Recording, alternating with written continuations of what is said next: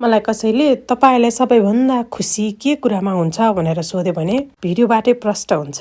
आफ्नो मेहनत समय लगाएर रोपिएका यी फूलहरू ढकमक्क फुलिदिँदा, सानो एउटा बिरुवा फस्टाएर गमला भरि भइदिँदा, थरी रङ्गी बिरङ्गी भएर फुलेका यी फूलहरूले संसारको सबै खुसी दिन्छ फूल प्रेमीको लागि।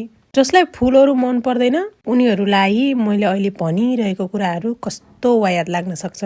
केही नपाएर फूलले चाहिँ खुसी दिन्छ अरे, त्यही फूल मात्र रोपेर बसे भइहाल्यो नि भनेर भन्ने साथीहरू पनि हुनुहुन्छ होला। अनि कतिजना फेरि यस्ता साथीहरू पनि हुनुहुन्छ जसलाई मैले भनेको कुरा ठ्याक्कै आफ्नै कुरा भने जस्तो लाग्ने के। त्यसैले त भनिन्छ हामी हरेक फरक छौँ, हाम्रो सोच फरक छ, हाम्रो इच्छा चाहना पनि फरक छ। मलाई भने यी फूलहरू हेर्दा स्वर्गीय आनन्द हुन्छ, संसारकै सबै खुसी पाए जस्तो।